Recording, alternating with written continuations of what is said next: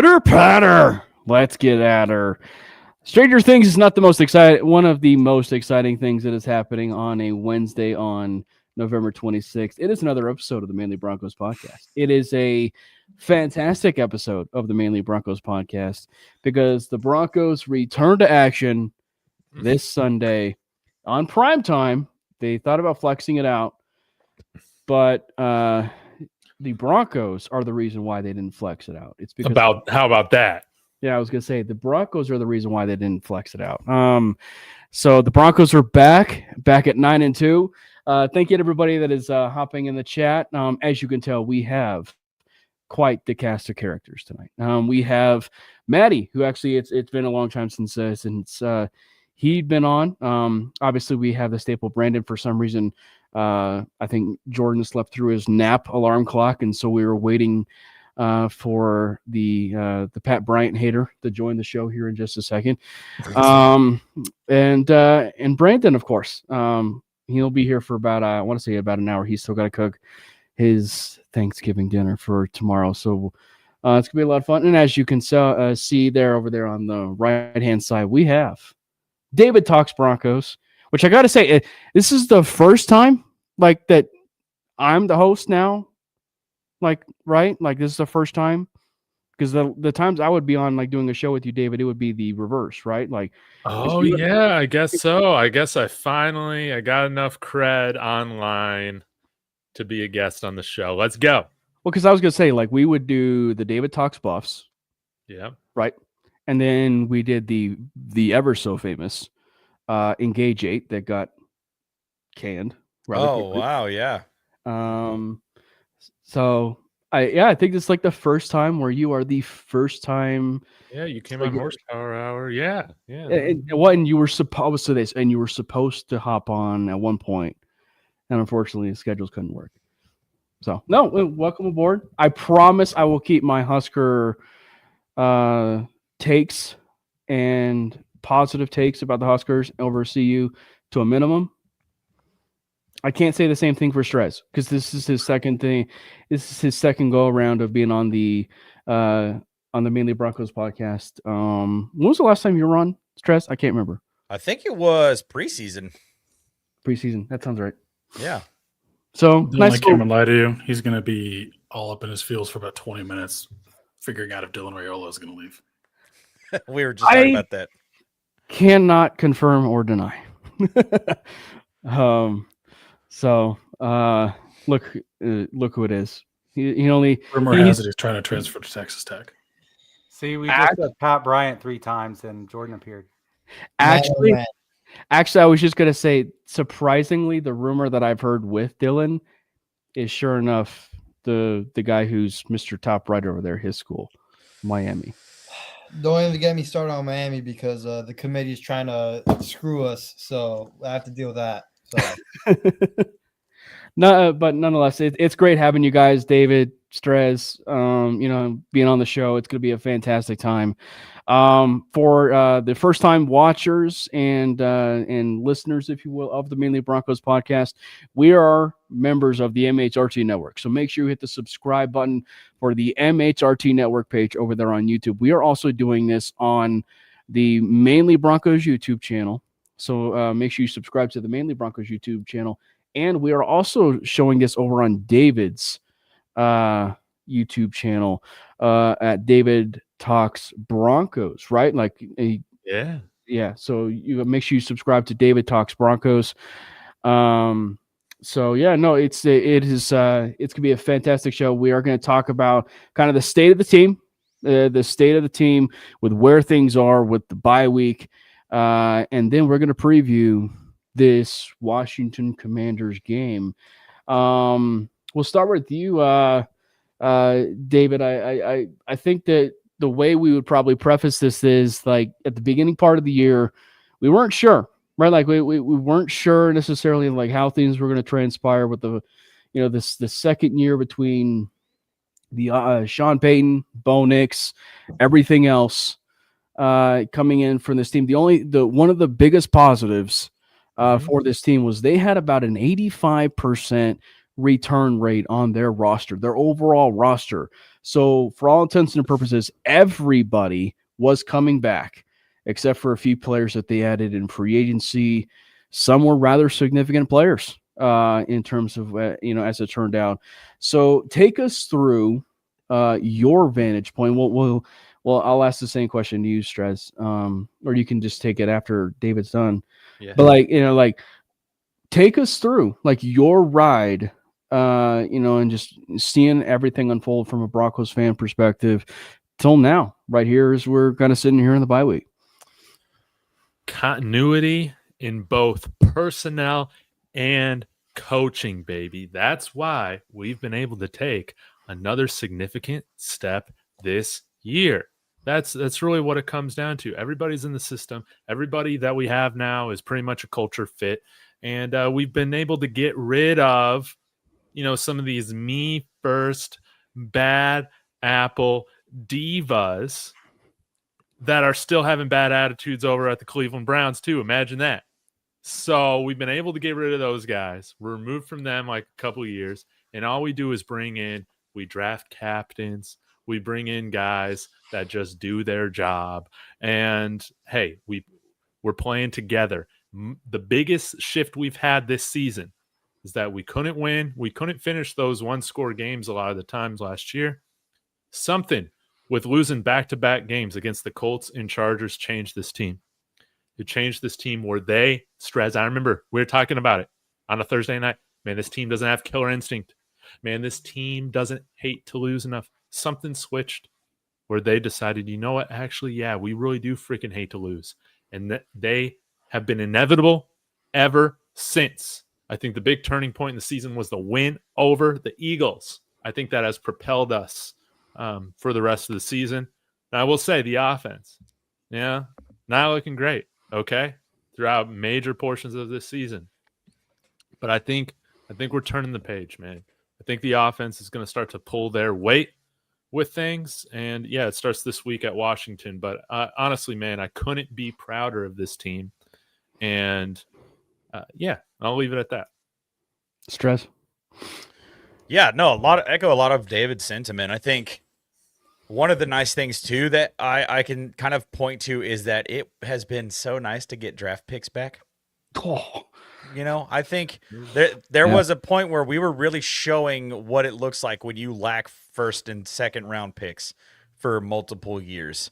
And that really came back to bite us. But once we got it back in, we went and got our quarterback, which really is the thing that kind of catapulted us to this next level, because once you have that position figured out, you can just plug and play everywhere else around him on both sides of the football. And I think the other thing has been the defense itself kind of quietly becoming the defense that they have turned into over the last 2 years. Every single one of us can remember where we were when we watched that defense give up 70 points. Yep. And here we are today, leading the league in sacks, not just last year, but also this year, with a chance to break the single season total sacks record set by, what was it, the 86 Bears? The 85 Bears? 85, yeah. Yeah, so, I think those two things combined, just with also having the continuity from ownership to GM to head coach to quarterback, like that, all of those things in general, just kind of, that's really what it was that got us to this point, and I'll be fair, for if anybody is watching this that wants to hate or wants to call us frauds, it does help having a third place schedule. Not going to lie, but you have to beat the teams you play. And that's what the Broncos have been doing. Maddie, well, what about you? It's been a little bit since we had a chance to talk about those beloved Denver Broncos, but kind of take us through that exact same question. And again, Jordan and Brandon, feel free to chime in too, after Maddie. But yeah, Maddie, how are you feeling? Mr. I will say, and for anybody that does not know, because I have to give some, I figure some introduction. Maddie, he's a bit more on the pessimistic side at times. So Maddie, kind of take us through, how are we feeling sitting here at 9-2? Like I told y'all before the pod started, being a Sooners and Broncos fan right now, I'm walking around like I have 3 legs. That's pretty much what it feels like. And you know what? Can Like relate. all the haters can kiss my whole ass, because this is the thing. What's the goal of sport? You win. Yep. Get the win. Being a Broncos and Sooners fan, there's a lot of alignment between those two teams. Just Play a little incredible bit. defense, lock the other team down offensively, win with defense and special teams, have a quarterback number 10, make enough plays when it matters, and get the job done, right? And it doesn't matter who the opponent is. You want us to play the number 1 offense in the league? We play Dallas, we get the win. You want us to play the number 1 defense in football, arguably, in the Texans? Great. We'll get the win there too. Like, it does not matter. We can play ugly. We can play against anyone. And I'm saying that about both teams, the Sooners and the Broncos. It's been incredible. Now, to align that even further, continuity is the biggest thing. The Sooners had a lot of guys come back on defense that could have gone pro. They bought in. The coaching staff stayed the same. They were able to build onto a system that they believed in. They kept a lot of skill coaches, even though they changed a few coordinators. The Broncos had a lot of continuity on both sides of the football, and then added key players as they needed to. That when you look at the best programs, they have continuity, and then they fill in the holes as needed. Both organizations did that, and they're both looking at the postseason now. And the sky's the limit for both teams, because they literally can line up and play against anyone. So yeah, I'm walking around like I have that third leg. It makes it a little awkward sometimes in public. People look at me a little weird, but again, then kiss my whole ass. I don't care about the perception. I care about what reality is. And this is just a beautiful thing. Football is great. Shout out John Mateer, by the way. Every time I turn on an OU game, I'm like, wow, that guy's got a lot of Bo Nix in him. Future quarterback of the Las Vegas Raiders. Ooh, please don't say that. Interesting. Please don't say Interesting. that. I want to root for the guy. I want him to have a chance. Jordan Way, I can't say the same for your Miami Hurricanes over there, but at least those at least the Denver Broncos are flying high. Jerry Judyless. Yeah, they are. They are. I'll admit. But yeah, I really don't care how the wins come. I know a lot of people on social media like to nitpick everything, but it looks like as each week passes and we see each and every other game unfold, our wins are becoming better and better, and it looks a lot better on our schedule. We just saw the Texans beat the Bills on, what was it, Thursday night, and now that win looks a lot better. There's just a whole bunch of other games that just look a lot grittier than we thought, and we only thought that the Broncos were in those games, but other teams are also in those games as well. Just saw the Chiefs beat the Colts in a weird game, and now that win looks even better. So it's just funny how when the Broncos first do it, it's a problem, but then when we see other teams do it, it's kind of like the norm now. So I'm just proud that the Broncos are going to keep winning and stuff, and they've won in every single way you can imagine. They've won in blowouts, shootouts, close games, nail biters, game-winning field goals. So this team knows how to win. Brandon? Couldn't agree more. Pretty much everything that everyone has said is what I was going to say. But the thing that I'll kind of add on to all of that is this is certainly not where I envisioned this season going, heading into Bo Nix's sophomore year. And you kind of talk about, like, okay, is he going to have the sophomore slump? What's it going to look like? And I think there were some questions going into this year as well that kind of played into that narrative in terms of, like, okay, what are we going to do to fix the running game? Because the running game was kind of one of our bigger weaknesses. And what are we going to do to add just some more physicality to this defense? Obviously, you get Hufanga, who pretty much does that all by himself, and then you get Greenlaw coming back.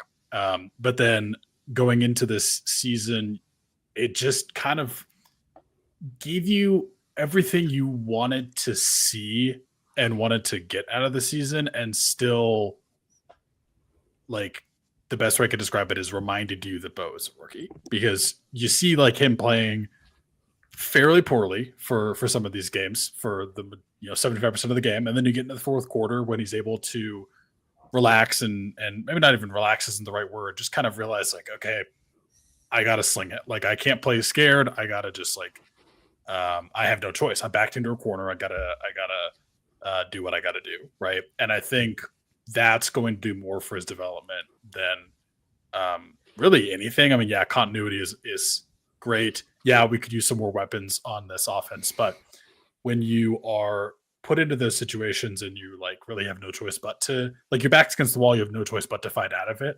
Like that just can only make you better. And really the thing that this team is finally able to believe in and kind of believe in themselves about is that they can beat anyone. And I feel like you have guys on this team, specifically like even in Garrett Bowles, who talked about this a few years ago. And he's like, basically, hey, everything that has happened here since I've gotten here is we've just lost. We've lost in every way possible. And it's kind of turning around a little bit for him, which is one, just great to see and great for him that he's able to see that his career isn't just going to be about losing. And now we're kind of more on the other side where it's okay. Like, yeah, they're not great games. They're going to be ugly, but we're finding ways to win. And the more this team believes that it can beat anyone and the more that Bo continues to develop and learn. I mean, you're seeing it right now this year with the later bloomers, as you might call them, in Sam Darnold, who obviously was great last year, but then it goes to a whole nother program and you're like, okay, was it KOC or was it just like the amazing environment around him in Minnesota that was kind of propelling that success, and goes to a totally different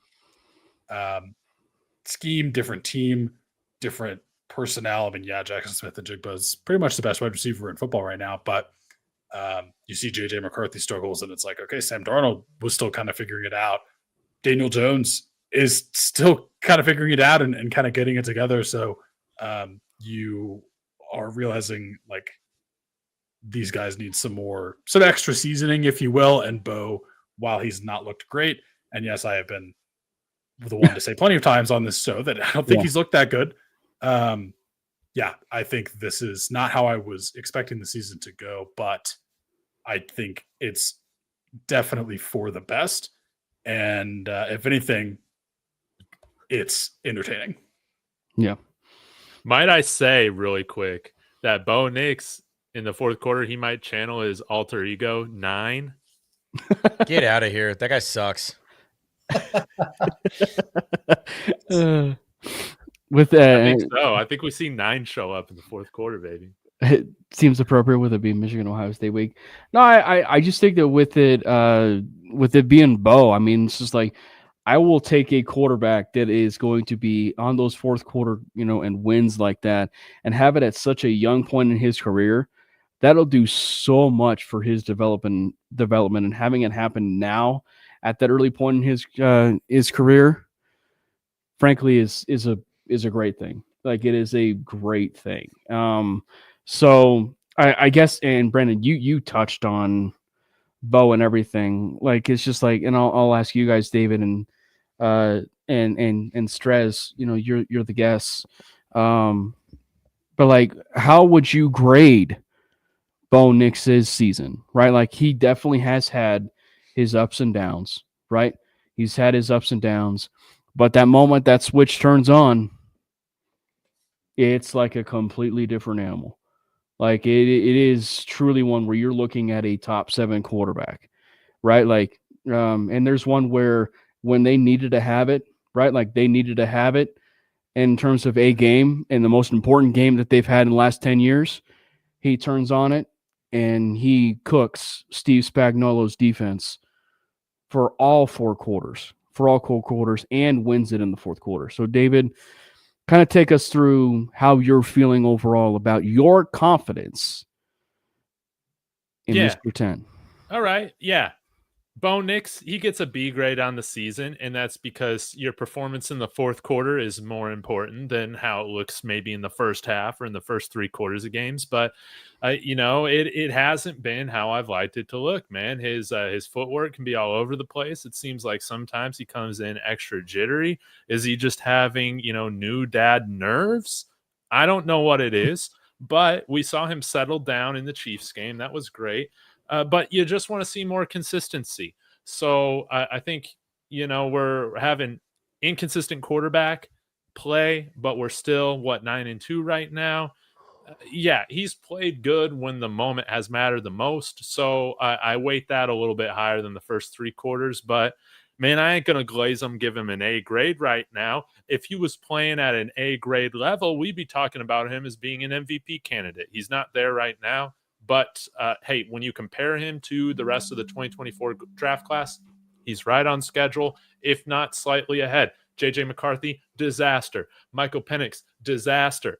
Caleb Williams, I would still say Bo Nix is ahead of him, even though he's showing great strides this year. And Drake May's had a fantastic year. So I've always felt that he was a top 3 quarterback in that class, and he's playing like it.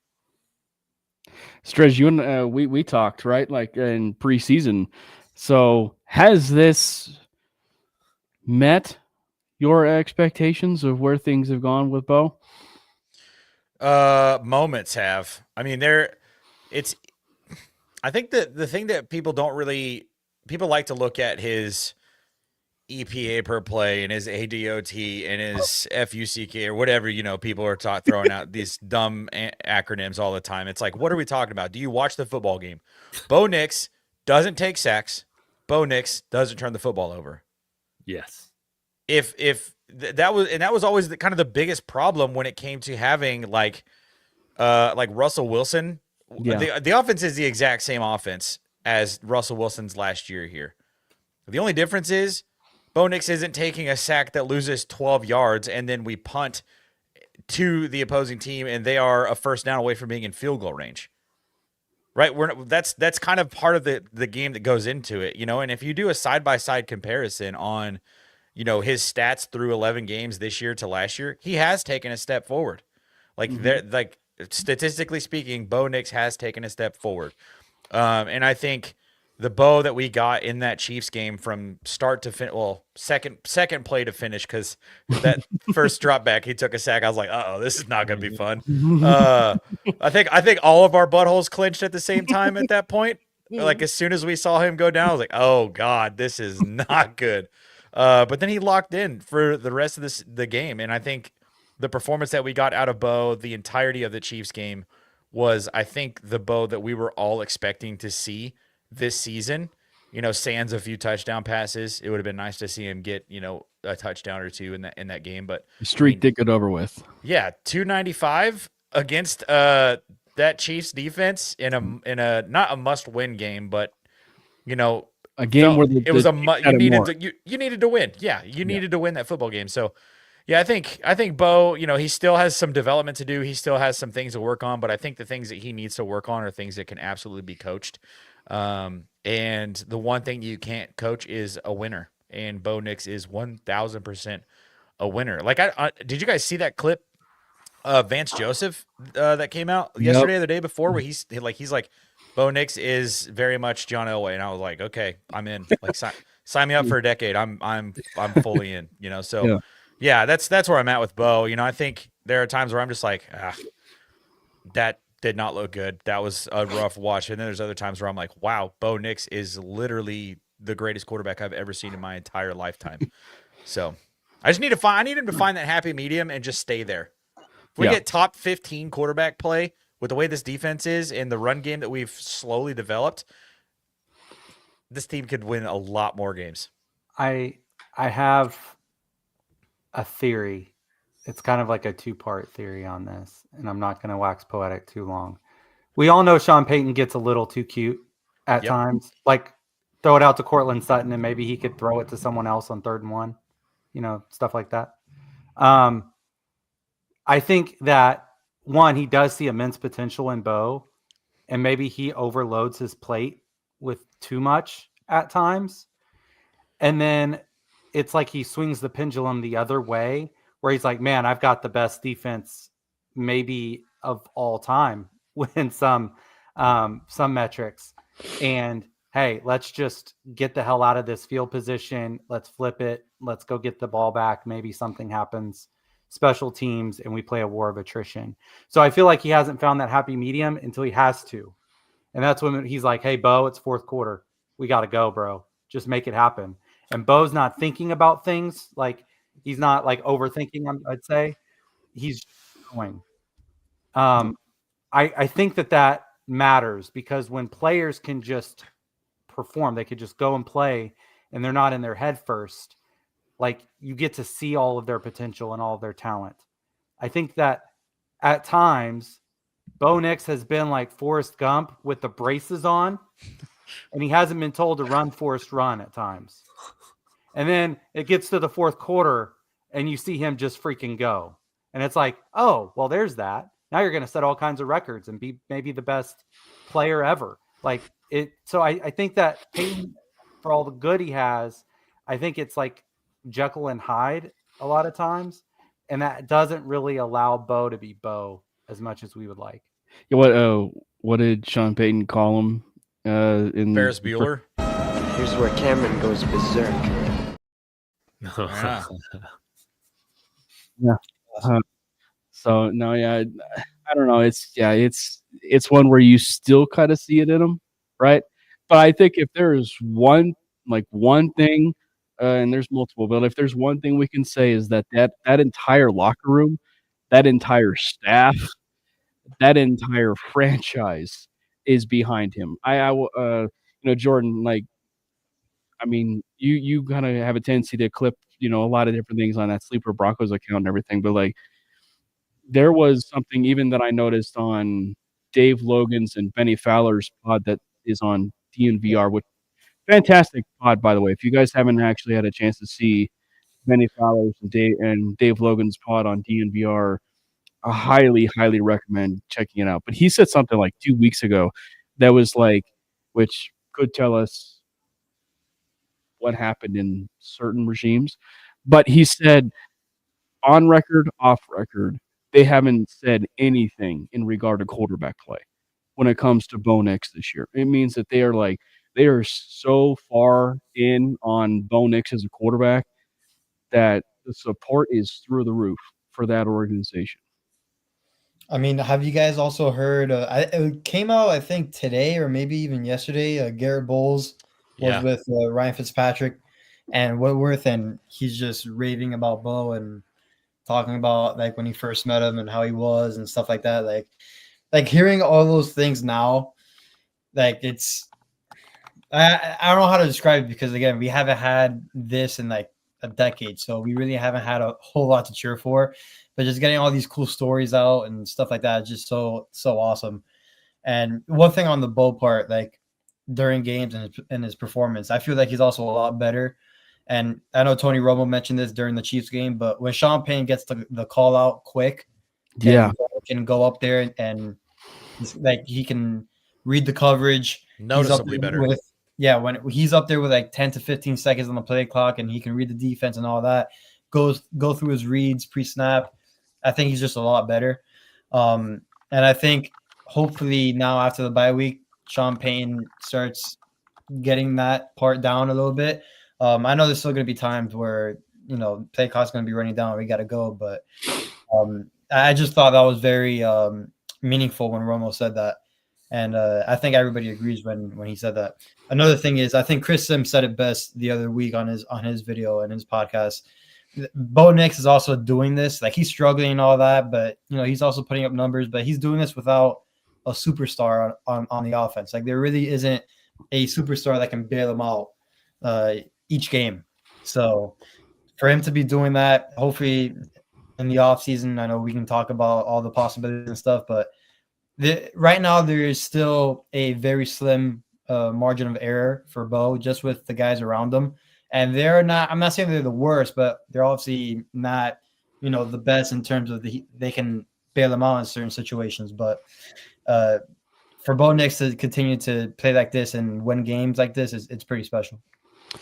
Yeah, and we'll still go around the horn, but obviously we would be remiss if we didn't talk about a certain something or some things, 3 different somethings that happened in this bye week. The Broncos had a few players whose contract was up, and they rewarded them, right? They rewarded them, and you could say that one of them is the MVP of the Luke Wattenberg, season, baby.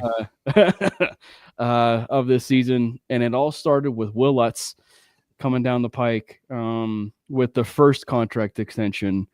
He got a contract extension, and then the one that kind of surprised everybody was Luke Wattenberg. Luke Wattenberg ended up getting a contract extension, and then the one that just broke today was Malcolm Roach, a 3-year, $29 million deal. Brandon, let's just start with you and just continue going around. But your thoughts, man? As the Broncos also, I will say, don't seem to disappoint, because it's like they don't sit still when it comes to a bye week. Because if I'm not mistaken, they did this last year, right? Like they did this last year where they were like a bye week and they agreed to some deals on some of the players that were getting ready to hit free agency. Yeah, the Broncos don't mess around when it comes to paying their own players, and this is something that I think most of the teams in the NFL need to take notes on. And I mean, like, yeah, there's some good ones. The Rams are usually pretty good about paying their guys, but it just feels like we are always ahead of the curve, which I love. Will Lutz, I mean, it's hard to find a consistent kicker, and yeah, he's had some moments where he, might have let the team down a little bit, but he's still a very good kicker. So that was well deserved. The one that I think confuses most people, and I would put myself in that category, was Wattenberg, but he's played pretty well. Like, he's not a bad center. He's just not the most athletic guy, so he's not the best run blocker. Like, those two kind of go hand in hand. But in terms of pass protection, he's up there with some of the best, and there was really only one good free agent center available. And Linderbaum, He ain't making it free agency, dude. Baltimore. Yeah, he's not getting out of Baltimore. And I say available in free agency loosely. Like, he was going to be a free agent technically this offseason, but he's not going to be available. So it makes sense to me to pay him. And then Malcolm Roach, dude, is just an ass kicker on the defensive line. Just an amazing run blocker. Probably the best run blocker. I mean, definitely the best run blocker on the team. One of the better run blockers in the NFL. So I'm happy with really all three extensions.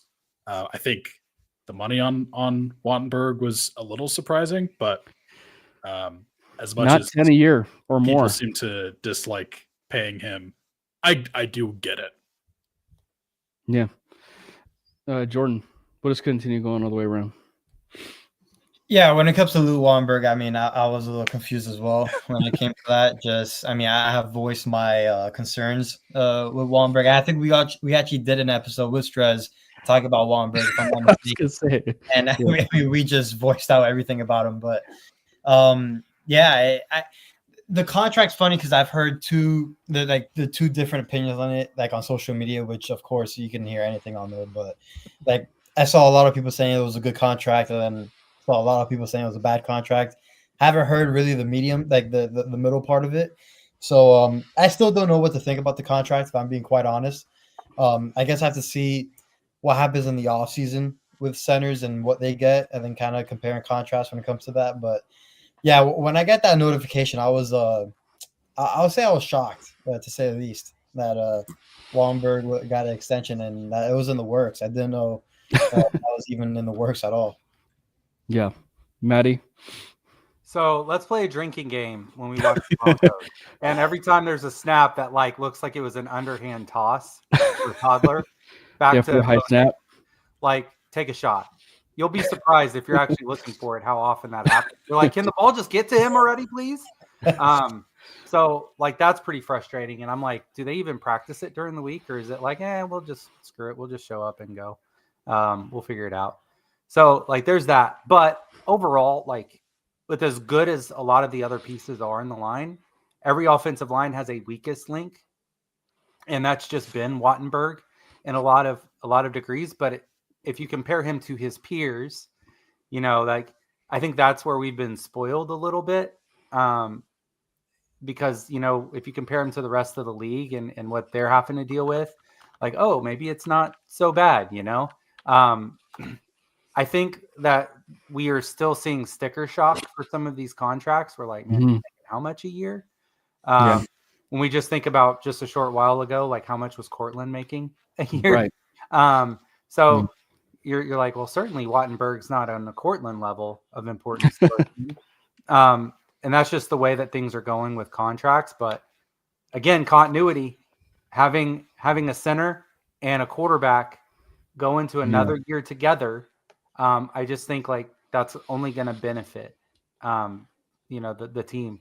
Those snaps got to get down and they got to get there a little quicker. That's all. Yeah. Zach Streif, you know the mission. That's right. I trust Zach Streif to. Yeah. Oh yeah. That out. Stress. Yeah, I'm really excited about Malcolm Roach getting brought back. Not as excited about Wattenberg's contract taking money away from JFM, but the good news, I think, with the JFM likely not getting brought back, we could potentially find a way to finish. I wouldn't put anything past our owners to be able to get something done for a guy like John Franklin Myers. But if he doesn't come back and the team is okay watching that happen, that must mean that there's something pretty sweet there with Savion Jones, which obviously we haven't had a chance to really see much of this season. But like when that guy's out on the field, I'm like, wait a second, when did Chris Jones join the Denver Broncos? This is like, he's got that kind of body. I'm not saying that he's, that kind of player. But I mean, there is a world in which like he does 95. I think he does like that, and that's kind of really what does it for me. But yeah, that is going to be a bummer if we're not able to bring JFM back next season. But I do like having Malcolm Roach back. I think Malcolm Roach is one of those guys, that David and I talked about at the beginning of the season, right? Like there's a specific type of player that the Broncos haven't really had on their team for a while. We have a name for him. We give one out every single Thursday. But Malcolm Roach is kind of one of those guys. He brings a little bit of extra fire. He's, Talanoa Hufanga does the same thing. Dre Greenlaw does the same thing. There was a point where we didn't have any of those guys on the defense, and now we have at least three. And sometimes when it looks like Riley Moss has done some sort of substance in the locker room at halftime and is like screaming at his teammates on the sidelines with his eyes wide open, like he can be one of those players too. So it is cool to be able to have a guy that you're going to have on the team that's kind of, brings the fire with him and everything. But I think the one that probably should get the most attention, but isn't, is the Will Lutz signing. Yeah. Honestly, he has been, statistically speaking, he is the best kicker the Denver Broncos have ever had. I would like, yeah, better, like percentage wise, he is the best kicker we've ever had. I would like to see him be able to like be more consistent on those really long kicks and have a kicker that we can trust to be like, oh, this is going to be a 61-yarder. Yeah, let's kick it. Like that would be sweet if we were able to have like a Cam Little or a Brandon Aubrey type leg. Yeah. But we just don't. And that's fine. If we can get Crawshaw to really like hone in on the shorter punts and land in the coffin corners, the defense will take care of business there. But I think having a kicker that is almost as automatic as Will Lutz is, like that is a huge benefit, because there are those games where it's just like, we are not scoring a touchdown today, and I think everyone in the stadium knows it, and I hope that Will Lutz is confident in what he's doing. And I think Sean Payton is incredibly confident in Will Lutz. And I think when it comes to the center thing, there is a lot that gets put on Luke Wattenberg's plate. It's good to have him there with your young quarterback, as he's still figuring out protections and, pointing out, where the mic is, all that kind of stuff. It's good to have a center there that's got a little bit of that experience as well. Get the high intelligence on that one. Yeah, they can kind of hive brain that, and you can hide him with, as good as our guard. Like once we,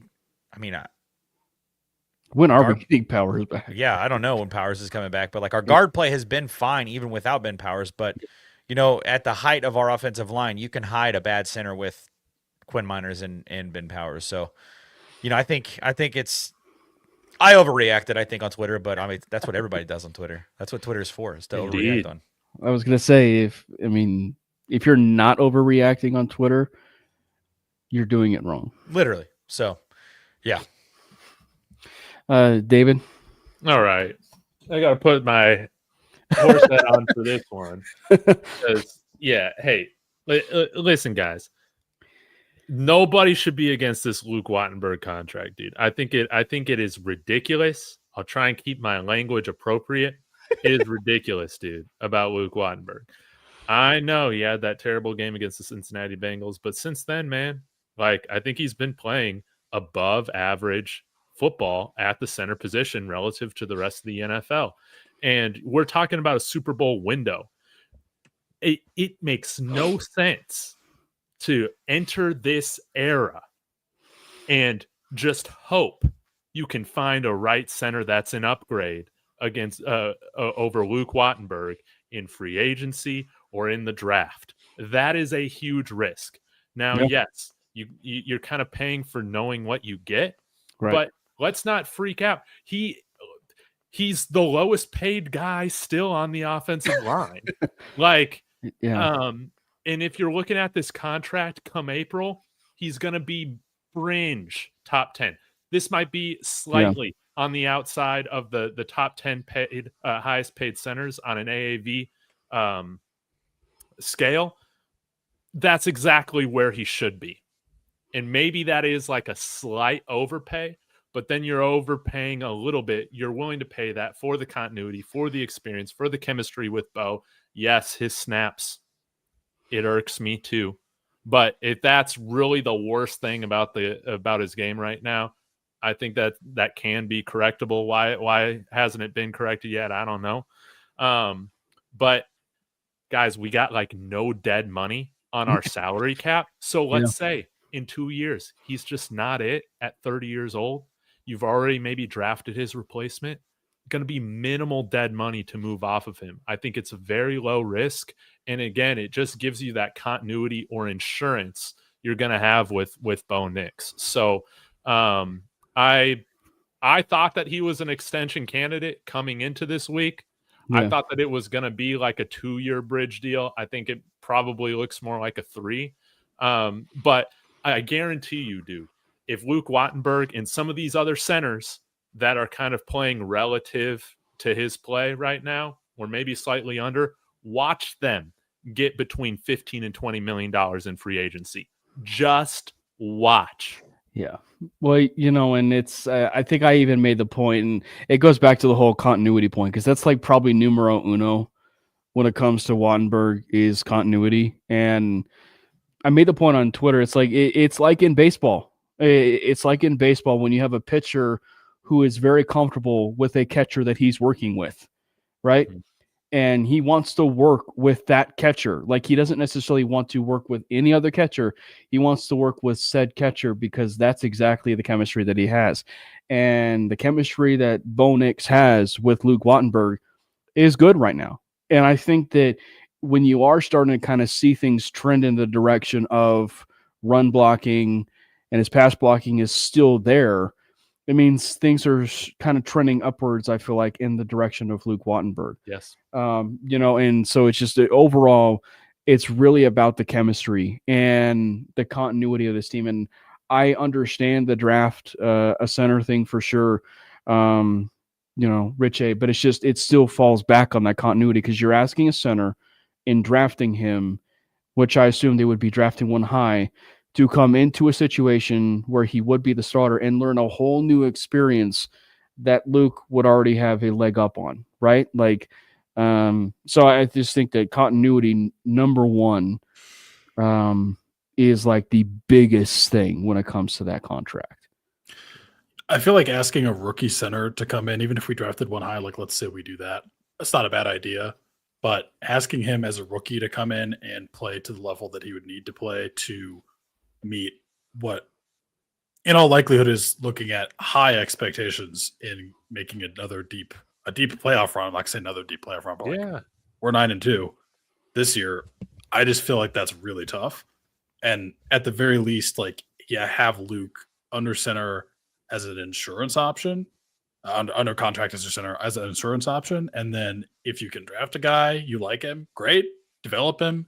Maybe he could take over if Luke struggles next year, or he's your replacement guy in a year, 2 years. But I definitely think, like, even if you invest high capital in a center in the draft, like, that is not a position where I feel like you can just trust a rookie to play, given where we are hoping to be. Yeah. And frankly, the best center that they've had was Matt Paradis. Like I mean, and if there is one thing, and funny enough, like even the Elway days, even though people still will say Elway is the GM, by the way. Wait, but, he's like, not? No, he's not. Unfortunately, breaking news: John Elway is not running the football team. But no, it's just like when you look at the thing that happened in those Elway years, that offensive line went through so much, not counting Garrett Bowles, but went like through so much like people on that offensive line. There were so many mixing and matching, specifically the right tackle situation. It was bad, right? Like it was so bad with that offensive line that they needed this continuity, and they finally have it. And look, I'm not necessarily you guys know this, right? Like I'm not the biggest Luke Wattenberg fan, but it's just in the grand scheme of things, the continuity was the biggest thing in favor of that contract. And I obviously when Linderbaum gets extended by Baltimore, he gets his new deal. He'll be out of the top 5, right? Like he's already the 5th highest paid center. He'll end up being out of the top 5. And then at that point, I think that's when some of the people might end up coming down to earth and be like, okay, he's not necessarily the 5th highest paid center. He's in that, as you said, David, like he's in that like 10th range, if you will, or just above 10 highest paid centers. And that's not bad at all. No. Moving forward, we hit 40 minutes, gents, without talking about the best thing about this entire Denver Broncos team. And I figured that it's appropriate Lucas Kroll time, baby. To just ask it this way. The 2025 Denver Broncos defense or the 2015 Denver Broncos defense? Are we on a trend for this Denver Broncos defense in 2025 that is on par or close to the 2015 Broncos defense? We'll start with you, David. We're almost there. We need to start forcing more of the turnovers, but in terms of having this ability to close, I feel very confident in them finishing fourth quarters right now. Again, legendary pass rush. Just need to start forcing the turnovers a little bit more. Catch the ball. Yep. And obviously it's a joke, obviously, because the 2015 defense is historic. It's the best defense of all time. It's just when you're a Bronco fan and all the conversation of the defense is this is the best defense we've seen since 2015. Yeah, it's low-hanging fruit, stress. Yeah, 100%. I think it's the closest defense we've had since the 2015 defense. And like David said, like we need to start forcing more takeovers. How does DeAndre Tillman have the most interceptions on this defense? Can someone make that make sense to me? I will say he's a better tight end than Lucas Kroll, though. I don't know about that. There's a certain guy in Broncos media that says that Lucas Kroll is the best player on the team. But I think I don't know, some of those balls that hit Huff right in the belly button, he's gonna pull those in eventually. Yeah. Pat Surtain practiced today. We got the best cornerback in the league back. He's gonna be playing this coming Sunday. And we're playing against Marcus Mariota. This could be a chance for us to kind of put some of those takeaways in the in the turnover column. So yeah, I think that they definitely need to start taking the ball away. I do think as a whole unit, the pass rush is much better overall, but there's no one like 2015 Von Miller. There will never be another person like 2015 Von Miller. I think Nick Bonito can get close, but I just don't think that he's going to be there. Got it. He proved me wrong this year after I talked about him last year. I was like, I think that was just kind of I think he kind of stumbled into those sacks last year, and then he's gone out this year and has done the exact same thing. So I think where we could improve is off ball linebacker. That's the conversation we have all the time. I think this linebacker class specifically this season coming out is incredibly talented. And I hate talking draft, but if I get to talk about linebackers, in this draft class, I will talk about linebackers in this draft class. I think there's 3 that really stand out to me. Ohio State. 2 of them at Ohio State. On that Hill Jr. Sonny Styles, Arvell Reese, and then Jacob Rodriguez out of Texas Tech. That kid is unbelievably talented at playing the linebacker position. So there's a lot of opportunities there that they could improve at, kind of at that inside linebacker spot. And I think that's going to be the biggest difference between that 2015 defense and where this current defense ends up at. And Maddie, and then we'll get to Jordan and Brandon. I see some similarities. If you want to compare them, the 2015 was better on the back end. I think that this unit, and statistically it's proven, is better on the front end. The middle of the field is certainly weaker now as a composite than the 2015 team was. Brandon Marshall and Danny Trevathan were just incredible. They hit their run fits, and they could cover tight ends. They could run with slot receivers. They could do whatever you needed them to do. They had so much versatility on defense. That's been kind of a liability for us, the Singletons, and we haven't been so healthy. We just got Dre back, and now we're seeing the fruit of that. So, I mean, over the last several weeks, it looks a lot different than running backs and tight ends coverage looked at the beginning of the season. So maybe it's not a fair comparison. Also, we've been without the defensive player of the year. That's just insane to think that we've been able to maintain this level of excellence without our best player on our team. And so, like, you take any team's best player away, that side of the ball is going to crumble. And we just keep humming along, even with boxing gloves on for the cracker back. Like, it does not matter. We could give up 90 yards in pass interference and still manage to beat Mahomes. Like, I mean, at this point, is the Denver Broncos defense 2025? Is it Thanos? Is it inevitable? I think so. And we haven't seen its final form yet. I know I'm mixing a lot of things together, but like, we're going to get PS2 back. Dre's just getting into the rhythm. Looks like this week too. PS2. We got Hufanga that's like fully integrated now, and if he ever learns to catch a ball, like, look out. So yeah, we're not quite on 2015 level, but we also don't have all of hindsight yet. We could be looking in February and say, you know what, does it even matter? Yeah, Jordan.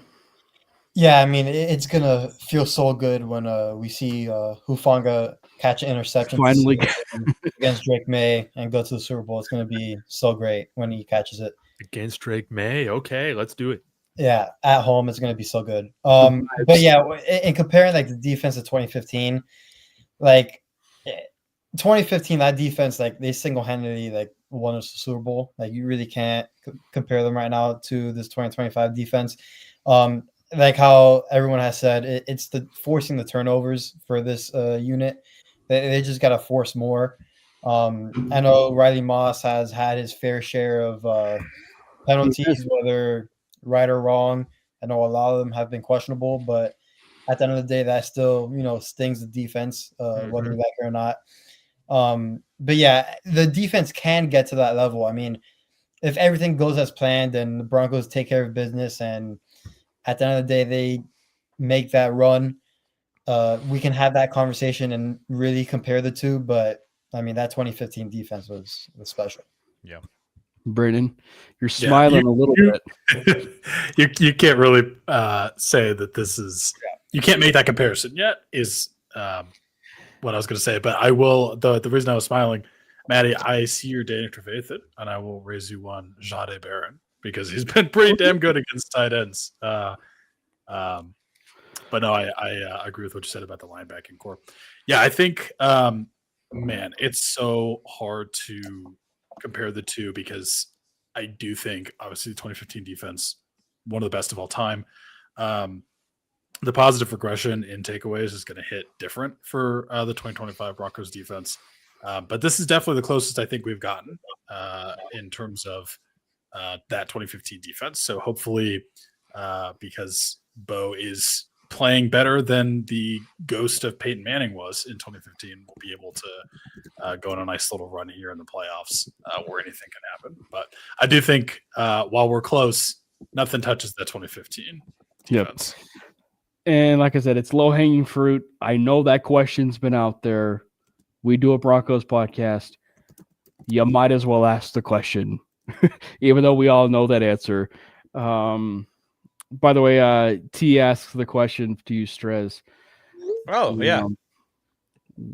Which Buckeye do you want the Broncos to draft in the first round, and why is it Avril Reese? It's not. Dang it.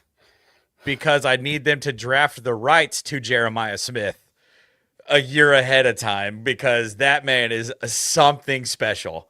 I don't know if you can even do that. I feel like you can. Maybe not. I don't know. But yeah, if they obviously my first choice is to draft the rights to Jeremiah Smith because he is the best wide receiver I've ever seen with my own two eyes.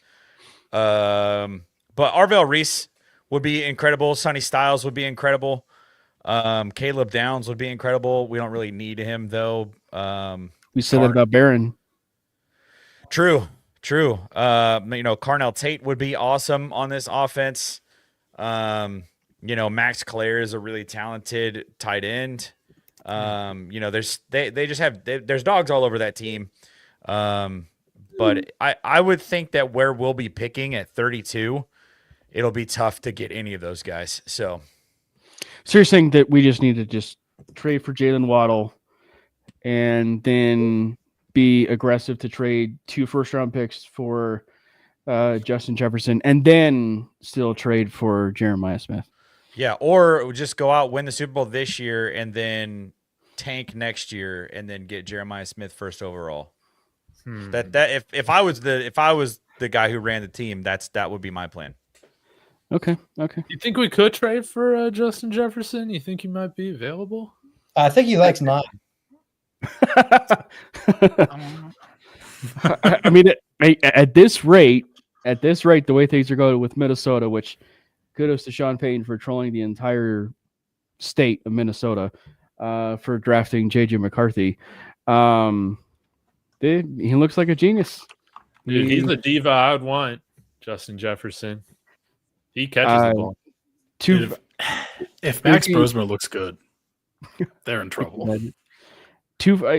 I think the starting point would have to be 2 firsts, right? 2 firsts and whatever it is that you want after that. No, thank you. That's a lot of first rounds. I'm doing it. Thank you. Shit, I'd trade 5 first rounds for Jeremiah Smith. Shit, I'll trade my kid if I had one.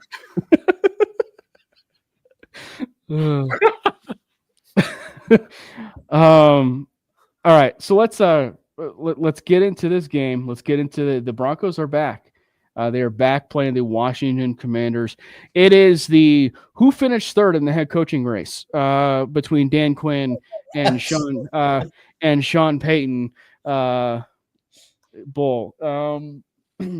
So obviously, it's going to be one that is exciting. The reason why it stayed on primetime is because the Denver Broncos are 9-2. They are second in the AFC. They are the best team in the AFC, contrary to New England Patriots opinions.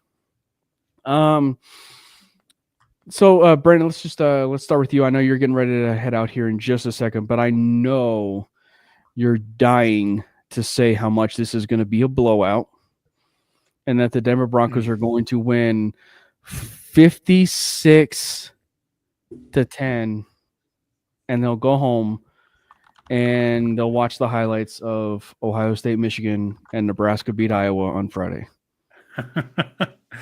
Oh, man. I do think the Broncos are going to take care of business. And my bold take for this game is, my weekly bold take is Hufanga finally gets an INT. No, like that's like a recurring, he's going to do it. That's the recurring bold take because, man, he's been so close. I felt so bad for him when he didn't get that pick against Pat last week, but it's fine. RJ Harvey's going to have his first 100-yard rushing game, though, because the Commanders cannot stop the run. Their defense is not that good in general, but their running defense specifically is pretty bad. So I do think we're probably going to win this game. Man, I think it's going to be like I don't know if I'm going to say it's a blowout just because you never know what's going to happen and it's borderline a trap game. But I'm thinking this is going to be like a 24-13 Broncos kind of win. Like we're going to win by multiple scores. And again, RJ Harvey's going to have his first 100-yard rushing game. Okay. I see you, David. I see you. And with that, I do have to go cook some food. But there is Thanksgiving go tomorrow. Broncos. That's tomorrow. Let's go, baby. Let's go, baby. You want to explain yourself, David? Dude, I mean, we saw Sean play Jaleel more than I expected against the Kansas City Chiefs. So it's not going to surprise me, dude, to see him somehow get more work than RJ, man. I hate it, but there's just a gut feeling I have that he's going to be the leading rusher against Washington. Frankly, I think at this point, because Sean Payton's gotten so cute, nothing would surprise us at this point. What is it? Adam Prentice could have 100 yards rushing, and I don't think it would surprise any of us. That's a joke. But I don't know. I think. What do you say, Jordan? Is this gonna be one where the Broncos crack 30 points? I have like a weird score on this one. I have a 26-15 game for the Broncos. I legit think the Commanders might kick 5 field goals in this game and get it to 15. And then the Broncos get a 26. But I do believe the rest is going to play a major factor in the Broncos offense. I thought against the Chiefs game, that mini bye week really helped the offense. I think they looked a lot more rejuvenated and just fresh. And I am hoping, for the love of God, that this Commanders game, that bye week really paid off and they look like just a different unit. And I am also hoping that Marvin Mims plays more than 20% of the snaps on offense, and he can be an actual wide receiver and not just a punt returner. He's not. He's not just pandering to Mr. Boomer Sooner here on the in the bottom left over here. Yeah, I mean, he didn't have a target, right, in that Chiefs game? I don't believe so, or unless there was a little wide receiver swing pass, if we're still counting those. I don't know. But it'd be nice to see him used as an actual wide receiver, you know? Not just the mountain swings that they like to call. And As I remember the times where he used to run routes down the field and you would target him, and he's got Mims with the ball. I don't know. He didn't throw the ball to me anyways. Oh, All so- timer. good call back on that one. But yeah, I would just love Mims to get involved more down the field and be an actual wide receiver. But I know that's a lot to ask for when it comes to this offense and personnel and whatever the hell that goes on a weekly basis. Maddie, I know you're just dying to say that, you know, this needs to be the Marvin Mims 300-yard all-purpose game for not just punt return yardage, but him being in the offensive game plan. So, you know, it's kind of counterintuitive. Sometimes when a team is on a streak, sometimes the best thing for them If it ain't broke, is a loss. Because it refocuses them, it gets them aligned, and that shit's not happening this week. we are going to annihilate Washington. Like, I think it's going to be easily a 14-point win. Their implied team total is 19. Tell me how the heck they're supposed to score 19 points. They may not even get in the red zone once. Like, yeah. And that's not me being hyperbolic. Like, I just don't see a path for that to happen for them. And yeah, of course, Marvin Mims needs touches, and he needs to run the ball, run downfield, and put stress on defenses. When we had to have it against Cincinnati, he went up and got it in double coverage. We were playing like garbage for a bit against the Browns, deep in our territory. F it, 19 down there somewhere, and he catches it and houses it. The guy makes plays. Why the heck? Again, Forrest Gump with the braces. Are we doing the same thing with Mims and just a little bit of operation? Line him up in the backfield. Let's throw a little cute screen. Let's bring him in motion. We know it's going to go out to him in the flat. Like, come on, bro. Like, you're supposed to be this offensive genius, coach. Like, Mims is a talent. Yep. You can't scheme him open downfield. McVay would. Oh. Shanahan would. He schemes open Tutu Atwell for crying out loud. Give me C gap inserts. I want to start seeing that from the Denver Broncos. Watching Puka Nacua run that on the Rams last week was just incredible. Incredible stuff. You know, Incoming swing pass. not to make this a pro Pat Bryant thing on this, because I heard someone say that they may be saving Pat Bryant for the playoffs. I wonder if they're almost like saving Marvin Mims for the playoffs, or at least a push, if you will, for the play. But that's just what I'm wondering, because like the thing I keep coming back to, because I agree, like they need to be using Marvin Mims, right? But it's just it's so bizarre to me, because last year at that midway point to the end of the year, Marvin Mims was like the offense. He was the X factor. He was the offense. And it's one of the reasons why I kind of compared him to Harbin. Like, I never understood the Deebo Samuel comps, right? Well, for one, he's not fat like him. He's not overweight. He's a little husky. You know, he's not a little overweight like him. He's built like Percy Harvin, and he's also fast and quick. And I'd argue he has like the second best hands on the team, behind Cortland Sutton and Dondre Tillman, and apparently Dondre Tillman. But I just think that, like, when you look at it just from the standpoint of how they used him, what's stopping you from not using him that way now, right? Like, so I agree with everything, because it's just like he is ultimately the X factor of the team. And as much as I'm enjoying the fact that they are trusting Troy Franklin, they're trusting Troy Franklin with basically their entire offense right now. I think if there is one player that I would force feed more than anything, it would be Marvin Mims than Troy Franklin. I love Troy. I mean, he's had definitely an improvement year when it comes to last year. But Marvin Mims was 100% the player that I would be featuring. I would just say to that now that we have little Jordan Humphrey to steal snaps from him, it's going to make things a lot more interesting. So, yeah, can't wait for the little Jordan Humphrey package a lot more in the playoffs. So that's why little Jordan Humphrey tweeted after the game, and he just said, bet. Because Jordan... Maybe he is betting. Maybe we should check on that. And Jordan was getting under his kid. I don't know. Jordan Love not happy. But anyway, so about this game, though, I mean, obviously, like, you know, still, like, Jaden Daniels will not be in this game. And I have to ask this. Obviously, we are Bronco fans, but on the outside looking at this whole situation, it's a bit of a sophomore slump for Jaden Daniels, David.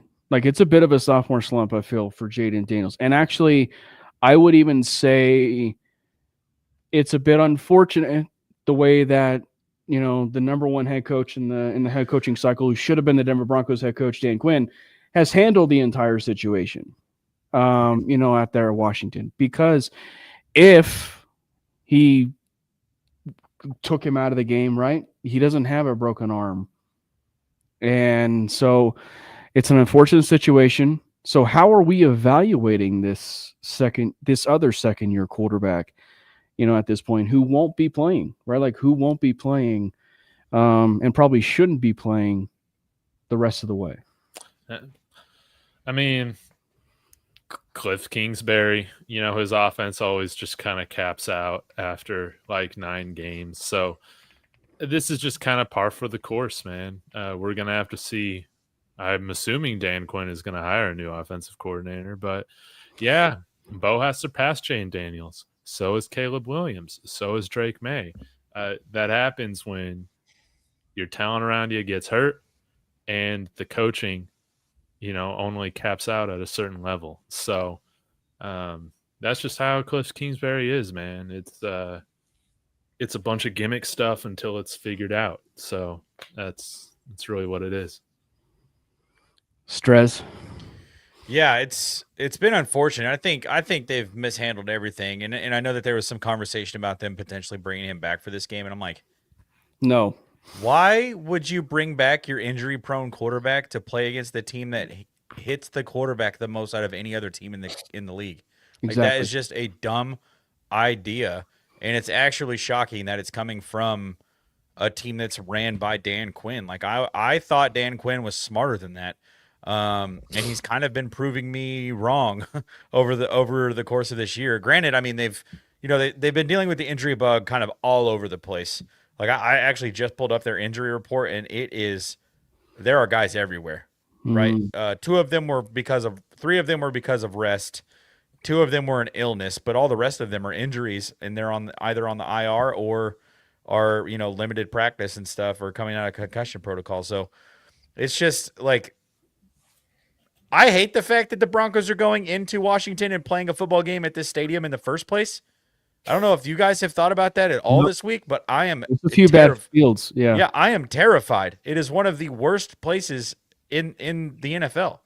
So I just need this game to happen. We need to go in, take care of business, get out, go home. Like that. That's just what needs to happen here. So. Yeah, Maddie. On the field conversation, do you think that the NFL should mandate a specific playing surface for every team? Because like there's obviously something spooky at MetLife.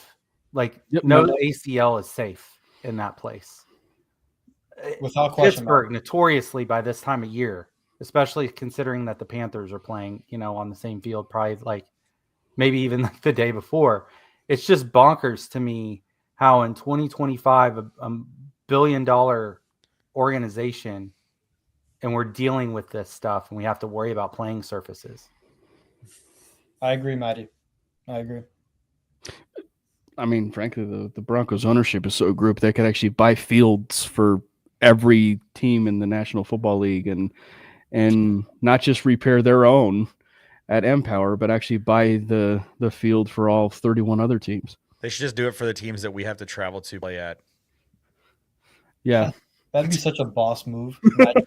That's like the biggest flex possible. Like as they leave, they have one of those things behind their plane that says "Stop being poor." Like that's what they should do. Yeah. Paris Hilton Penner. Yep, exactly. Thank you for getting that.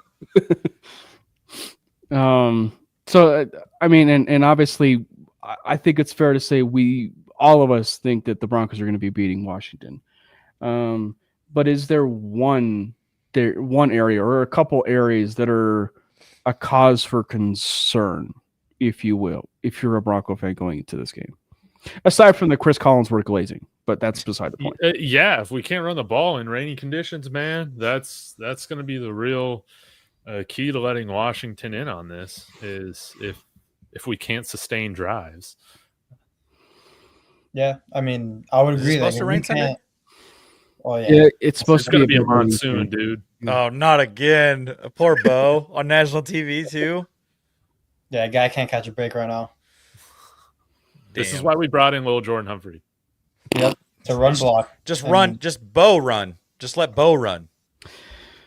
I mean, I can only wish and pray. Take the braces off. Yeah, I mean that's only just been a huge talking point for mainly, I don't know, the last 5 weeks. Yeah, I mean that Adam Prentice Wildcat's gonna hit that crack. Or Adam Prentice jump pass. You know, my God. That would be sweet. As long as it's a double reverse pass back to Bo Nix, though, that's on 3rd and short. That's when they should call it. With the backside George reverse.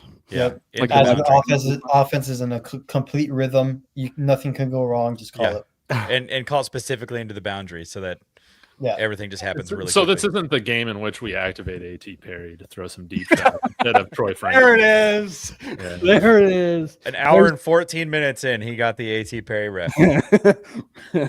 Yeah, see, this is why we have David with the mic, is so that he can be able to promote that A.T. Perry. The propaganda. I will say though, Shards, and I know that like for the last 5 weeks, Jordan, we've been propping up the whole Bo Nix needs to run, and Maddie knows this too. Like being in, in our in chats and everything like that. It's just like if there's ever like we say it every week though. Like if there's ever a game where they need to legitimately use his legs, it's a game where if it's rainy and it's a bad weather condition, why not? Because I mean the thing that I said in 5280 last night was they did run the quarterback like power quarterback dive in that Chiefs game. I didn't mind the call at all. I think that when you see the vision of Bo on that play, that's just due to lack of reps. You give him more reps on that with that kind of play, he's far too smart to, run into an offensive lineman and pretend like he's Javonte Williams with the Denver Broncos. Like, it's just like you give him more reps on that, he's far more athletic where he can evade defenders and everything. So I think that if you can just be a little bit more creative on how you want to do that, I think that making sure that he uses his legs or even doing read options with Harvey and Bo, I think would be chef's kiss. And he's smart enough where like he's not gonna take unnecessary hits and like put his head in and try to truck. Like he's not that type of guy. Like, he's gonna get down when he needs to get down and stuff like that.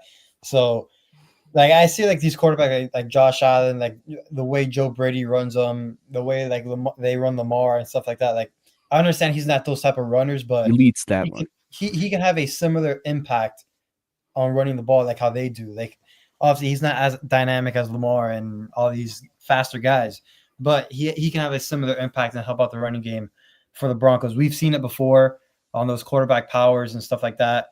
I just hope one day we can see a lot more consistently, like in one game. And I think it'd be best to do in this game, just considering the conditions. But again, it's just such an uncertainty every week what we're going to get with the offense. Jordan, I got a question for you. Do you think we need to be under center more? Do you think Bo needs to be under center more? Yes. I've been preaching about that for the longest. I mean, the best offenses are always under center, and we're always in the gun. I don't understand there's been a whole like I've written about it multiple times on Predominantly Orange, and I know that guys like Arlovsky on ESPN and like other guys on Twitter have talked about it, but like it's like I know Boaz had such a hard time with his feet, getting happy feet and all that, but being under center, getting the timing right between his steps with the routes and stuff like that will help him as well. So like whenever you look at the best offenses this year, Lions, Patriots, Rams, Seahawks, they're always under center. They got the top plays under center. I think right now we're in 20th. The last time I checked, we were 20th. I don't know if that's gone up or down, but I truly believe this team should be under center. Yeah. Well, and I was going to say, obviously the biggest thing is they've got to continue the trend of getting out of the huddle with like 15 seconds left, 18 seconds left. They got to continue that trend because it was, and it did feel like they were under center a few, like even a little bit more in that Chiefs game. Yeah. But it was also because like they were just, and also too, like even to the point of like getting out of the huddle, like the personnel was kind of dying down. You didn't see so much switch of personnel for everything that we had been seeing. And then that was also like our most complete game. And yet, I believe it was K-Dub mentioned penalties. Like, I mean, like if there is one thing that has nothing to do with like the performance, I guess it has something to do with the performance. But like, if there's one thing we didn't get a chance to address, has been the penalties, right? And it is a glaring issue. It is a glaring issue for this team. Now, we would be remiss. I know we talked about him. We wouldn't be remiss if we didn't mention the Riley Moss discussion, at least a little bit, because I think that right, wrong, or indifferent, it's getting to a point where there are key moments of a game, and it's ruining situations. It's ruining opportunities for you as a defense. And so I think thankfully Riley at least addressed this, right? Like Riley at least addressed this thing. I just need to be a bit better. I need to be a little bit more, or I should say a little bit less grabby, which is probably the biggest thing that he needs to deal with. But I figure that like that's also probably a large part to do with some of that penalties, but it isn't just that. It's obviously the false starts. It's the discipline issues of illegal formations and for some weird reason calling offsides on offense, which I've never really seen until this year more frequently when it comes to the NFL. So I just kind of figured that we briefly touch on the penalties side of things, which is a big deal for this team. Yep. I'm just kind of like banking on ignoring it and pretending like it's not an issue until it actually goes away. Which I hope Sean Payton's not doing, but I have the luxury of living 700 miles away from Denver or however far away from Denver I live. So I know this sounds dumb, but I am in the camp of taking Riley Moss off on third down until he can earn some trust back. Yeah. I know that put sounds KD so dumb. in there for him on third. Yeah, I know it's dumb, dude. It's dumb. But once Pat Surtain is back, I would do that. Which is this year. Or I mean, this game, Like this game, he's supposed to be back. Oh, nah, dude, you shouldn't put him on this field in rainy conditions. I hope he doesn't play. Yeah, that's Good point. Good point. Yeah, keep everybody that's not 100% out of this game, dude. I'm treating this game like freaking Tennessee, like preseason week 5. That's how I'm treating this game. I think we just need to make sure that all referees attend an anti-white bias seminar before they referee against the Denver Broncos defense. God forbid a white boy get a little motion outside at cornerback, and like the dumbest thing too is like those penalties, and I swear too, some of it is like the illegal touching penalties down. Like I swear we are called for them more than any other team in the NFL. Like when I watch a game, I'm like, I haven't heard an illegal touching penalty all game long. Why do we have 3 a week? And those penalties against Riley Moss are just so like they're so ticky-tacky, could go either way, but it just makes you feel like tape Riley Moss's hands like this. Like tape his thumbs down. Oh, give him some mitts. Just do boxing something that he can't grab, right? Make his gloves really slippery. I don't need him to get interceptions. Just deflect the ball and don't get pass interference. Well, I was gonna say, didn't he say this week or something that he started having boxing gloves? Maybe that is just because he wants to get in fight with the refs for all these really bad calls. I don't know. I'll be in there right with him.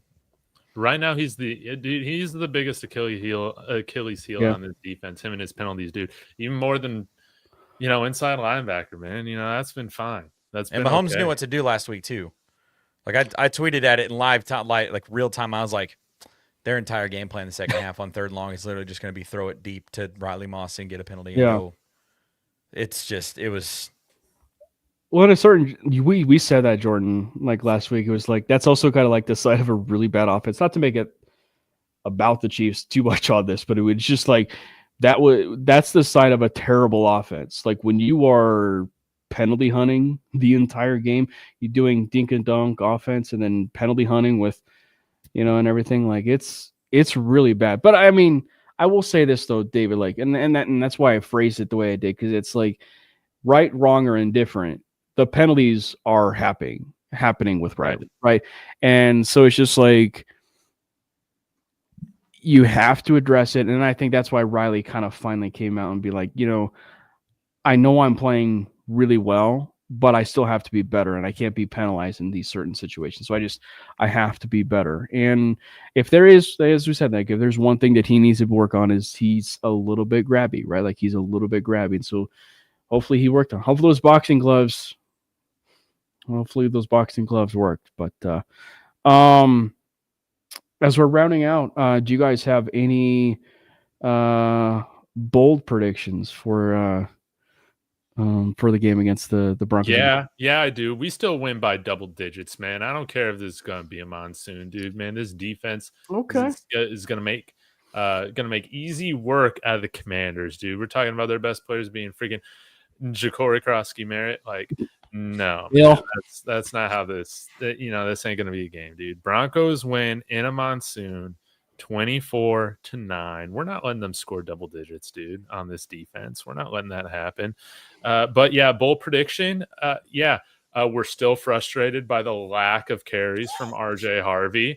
And we're still going to be complaining about Troy Franklin leading this team in targets over some more talented receivers. And we have Jordan. This is where you and I, man, got a bridge. This is where we align on, man. More targets for Marvin Mims, more targets for Pat Bryant, more targets for A.T. Perry. Pat Bryant? For A.T. Perry, I like that. At the end, I like that. Yeah. Oh man, My bold prediction: Broncos pitch a shutout. What's the score then? 6-0, 9-0. We'll score some touchdowns. I don't know, 17-0, 18-0, something like that. 18. Sure. Oh man, I think I was like a baseball score. 6 field goals. 6 field goals. Will Lutz earns that contract. Yeah, typical monsoon game on that one.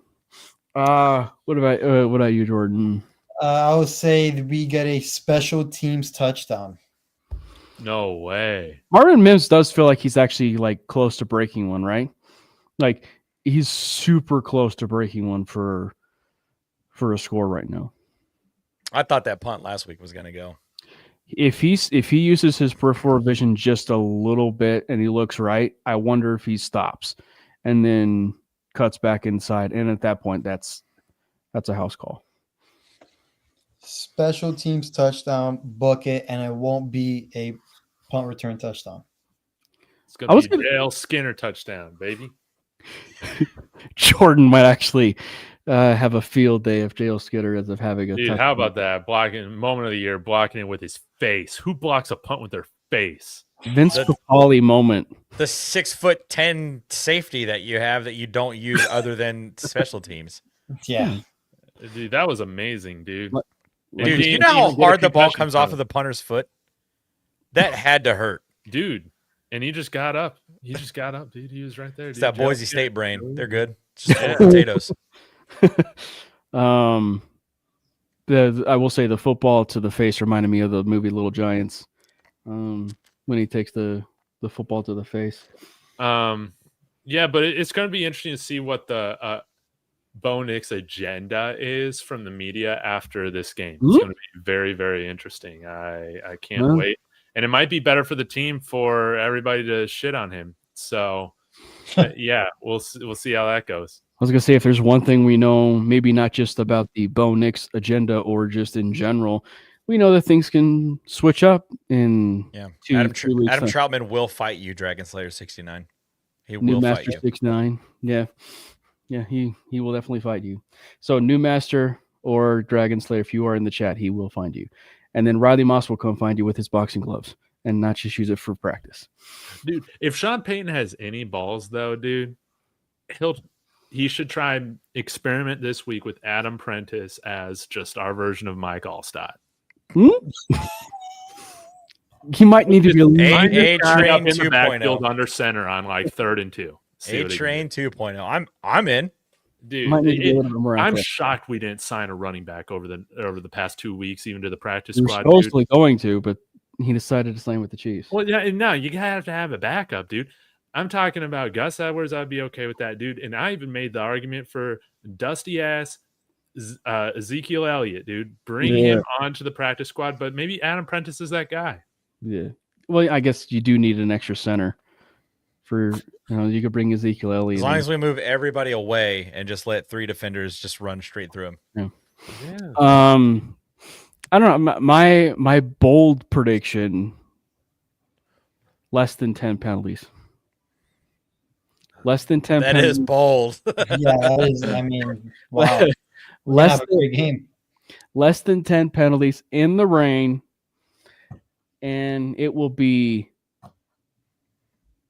5 penalties the Broncos have, and the the team who is also undisciplined under Dan Quinn has around 9 or 10 penalties. They have more penalties than the Broncos.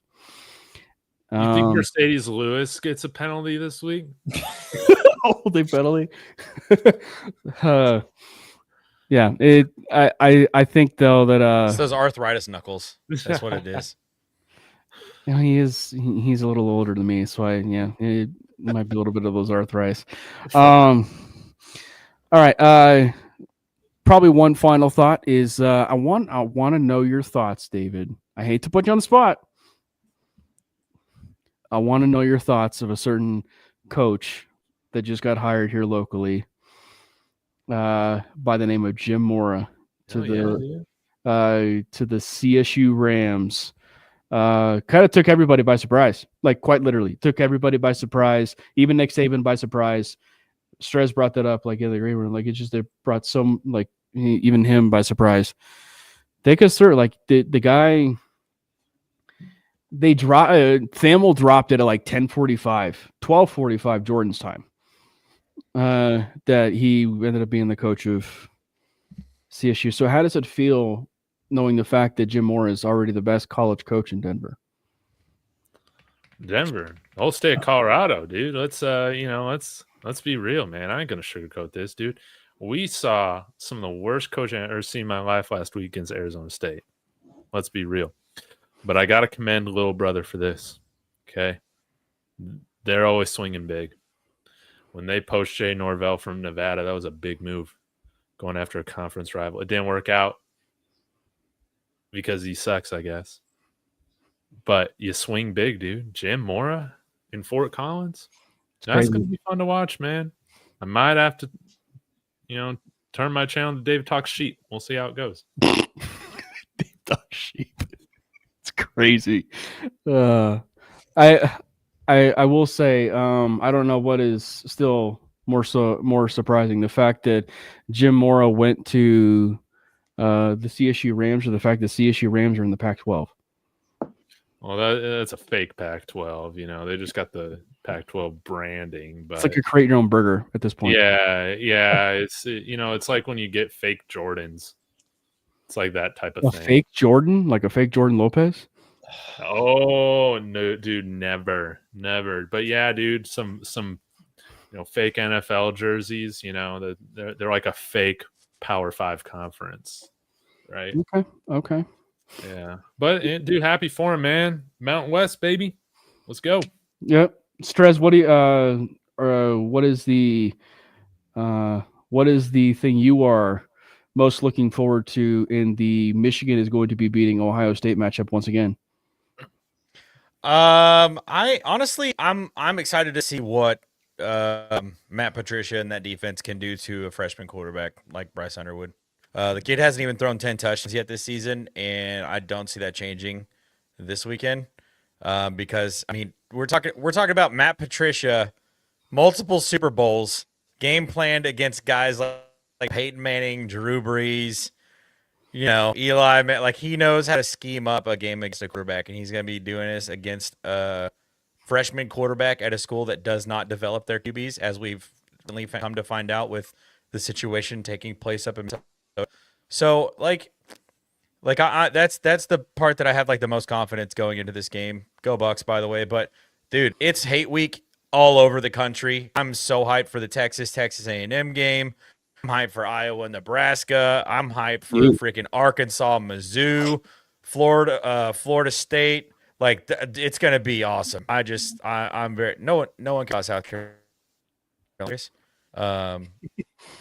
Actually, don't even know if that game is actually happening this weekend. But yeah, dude, rivalry week is so fun. I'm really excited about what's gonna happen too. And keep an eye out for what could happen in the Iron Bowl and up in Washington when Oregon comes to town. Keep an eye out. I was gonna say I'm keeping an eye out for when Pittsburgh is gonna absolutely steamroll Carson Beck and the Miami Hurricanes. Yeah, that won't happen. We'll win again, and then the committee will make 500 different excuses and contradict themselves about Notre Dame and Miami and all this bullshit. So, What does Miami need to happen to make it to the ACC championship game? They need Virginia and Duke to lose. they need, and I had just retweeted this, I think, so I can pull it up. Maybe, I don't know. Let me see. It's actually not like a bad path. It's pretty it's fairly Like it could happen. Yeah, like it's actually it's very much doable. First we have to win, and Miami is known for these November games, so that has to happen first. And then yes, SMU has to lose to SMU. Cal, or Virginia Tech has to beat Virginia. Okay. So I mean, it could doable, very doable, it is but definitely doable. in the ACC, we don't know anything. So anything can happen. And I'm just glad the Florida State game is on Cartoon Network. And then, I can't wait for the committee to just stick their shaft up my ass again and just completely derail Miami. Because, head to head doesn't matter. And when you talk about common opponents, let's only bring up Syracuse and that NC State and the rest. Don't even get me started. Dude, I hate college football, dude. I hate everything about it. I love it. Just I win love Saturday, please. Cause- Yeah, Just no, win the ball. man, it's such a broken system, dude. All these players, dude. Fucking- Joey Galloway, don't even get me started on that guy. What would you rather have, though? Would you rather have the old BCS? Yes, absolutely. Every week was life or death. I don't know. I'm Yeah, give me the conflicted. BCS Press is every so day. quiet. He's like, I don't want to take a bite of this. Oh, my team hasn't lost since this week last year. Yeah, plus the So I'm- computers favor Ohio State anyways. Back from the BCS. I mean, dude, that was great. We need to go back to paying guys with paper bags, dude. Not this. You know what? This AAU stuff every single year. Switch teams. All this bullshit, dude. You know what? Like You know what, no David? continuity. You were so right. We should go back to the BCS because there's that one famous year that I really enjoyed so much for a really good portion of the season until the national championship game, and that was the 2001 year. Yeah, what happened out there? The 2001 year where we got our butts kicked Bye. by not only CU, but when we took a ride to the national championship game. So we definitely enjoyed getting the chance to enjoy a national championship. So I agree. I think that the BCS is a perfect system. So I enjoyed for what could have been that 2000. By the way, for the record, Nebraska should never have been in that national championship. Well, I'll tell you what. BCS ain't perfect, but it's a hell of a lot better than this stupid college football playoff. I disagree. Man, dude, I hate the college football playoff. Dude. You remember how bad those first round games were last year? It's only going to get worse. They were that way when it was 4 teams. Yeah, that's true. There were blowouts all the time when it was just 4 teams. Exactly. So just go back to the BCS. Fuck it, But make it what like college if? basketball. What if Tulane makes a run?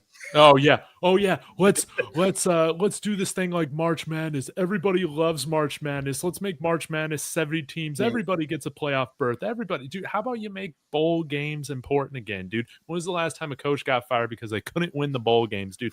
We have lost our soul in college sports. I will say though, specific to this year, the one thing that they are doing great that I really like a lot is the fact that they do have the opportunity for like a North Texas or a JMU, like those kind of schools, to get into the playoff, so that you have that opportunity for quite literally a Cinderella to at least experience something like that. Yeah, Given, I understand, Cameron, but this is college football. Save the Cinderella for March Madness, man. But it's still you still have to honor. Like we say it all the time, right? Like we said it like even with the rankings of you get like a 12-1 team. Why were they not in it? We got the off season in college football starting when the playoffs start. How does that make any sense? We're gonna have coaches leave before the season's even up, dude. It doesn't even mean anything to win the conference anymore, man. Just watch next week when Lane Kiffin leaves. I will say though, like obviously we've been following a bunch in terms of the head coaching cycles. This is the wildest that I can recall. There were 16 open jobs last week. 16. Man. This It's is the crazy. wildest. And by the way, an 8 seed did win the title last year, so can't happen.